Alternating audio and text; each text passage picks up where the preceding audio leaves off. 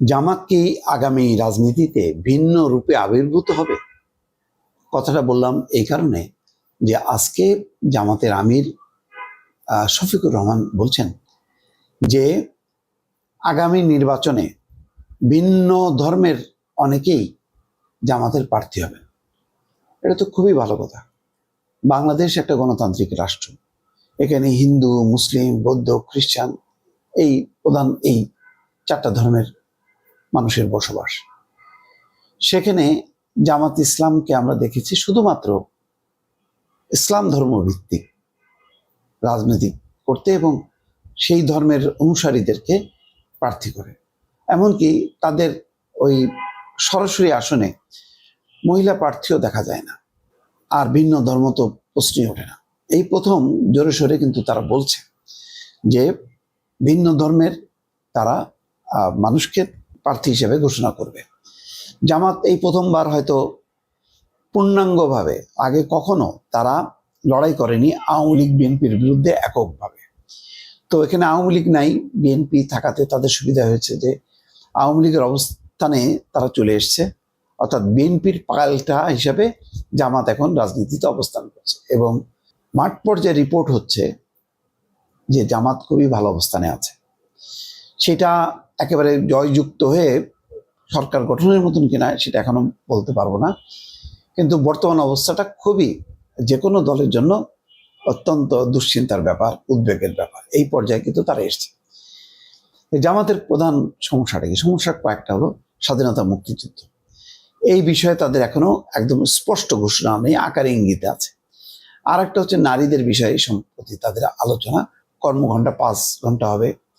তারপরে বলছে যে বাধ্যতামূলকভাবে বোরকা পরাবে না। তো এই কথাগুলো বলা হচ্ছে এই কারণে যে নারীদের ব্যাপারে তাদের একটা রক্ষণশীল নীতি আছে, যেটা আমাদের নারীদের উন্নয়নে, সামগ্রিক উন্নয়নের সাথে সামঞ্জস্যপূর্ণ না। তো সেই জায়গাটাও তারা ফাইট করতেছে। তারা বলতেছে যে না, জোর করে কাউকে বোরকা পরাবে না। 3 নম্বর গুরুত্বপূর্ণ বিষয়টা হলো যে বাংলাদেশের যে এই যে বিভিন্ন ধর্মের মানুষের বসবাস, সেই ভিন্ন ধর্মের মানুষ জামাতে ইসলামের রাজনীতিতে আসতে পারে না। কারণ ওই যে ব্যারিয়ার, যে বাংলাদেশ জামাতে ইসলামী, জামাতে ইসলামী বাংলাদেশ, এই যে দলের নামেই হচ্ছে যখন ইসলামী হয়, সেখানে তাহলে কোথায় মানে হিন্দু ধর্মের ঠাঁই, কোথায় খ্রিস্টান, কোথায় বৌদ্ধ ধর্মের ঠাঁই? তাদের তো থাকে না। কিন্তু নাম যাই হোক না কেন, তারা কাজ দিয়ে যদি তারা প্রমাণ করতে পারে যে তারা গণতান্ত্রিক, বাংলাদেশের যে সংবিধান, সেই সংবিধান অনুযায়ী তারা বাংলাদেশে গণতান্ত্রিক রাষ্ট্র কায়েম করতে চায়, শরিয়া আইন কায়েম করতে চায়, এই কথাটা বললে কিন্তু তাহলে ইসলামী হয়ে যাবে। তাহলে আর সেখানে হিন্দু, বৌদ্ধ, খ্রিস্টান তারা থাকে না। বর্তমানে সংবিধানটা মেনে নিয়ে যদি জামাত রাজনীতি করে বা সরকার পরিচালনা করে এবং সেখানে যদি সব ধর্মের লোক যদি আসে, তাহলে বোঝা যাবে যে নাম যাই থাক না কেন, কামটা হলো আসল। সেই কামের দিক থেকে আমরা দেখব যে মুসলমানদের পাশাপাশি হিন্দু, বৌদ্ধ, খ্রিস্টান তারাও অবস্থান করছে জামাত ইসলামের সঙ্গে এবং তারা যথেষ্ট সম্মান মর্যাদার সঙ্গে অবস্থান করছে।